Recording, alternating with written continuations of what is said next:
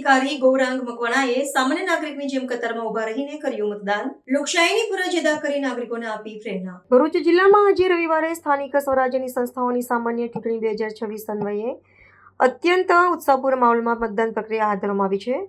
લોકશાહીના મહાપર્વમાં પ્રેરણારૂપ ભૂમિકા ભજવતા જિલ્લા ચૂંટણી અધિકારી અને સમાહર્તા શ્રી ગૌરાંગભાઈ મકવાણાએ વહેલી સવારે મતદાન કરી પોતાના મતાધિકારનો ઉપયોગ કર્યો હતો.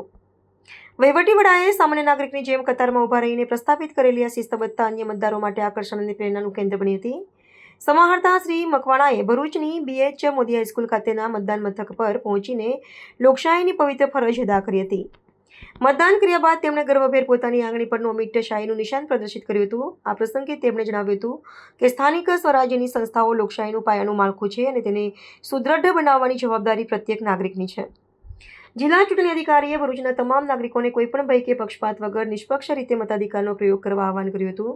તેમણે વધુમાં ઉમેર્યું હતું કે લોકશાહીને વધુ જીવંત અને સશક્ત બનાવવા માટે આપણે પોતે મતદાન કરવાની સાથે આપણા પાડોશીઓ અને મિત્રોને પણ મતદાન મથક સુધી પહોંચતા પ્રેરિત કરવા જોઈએ.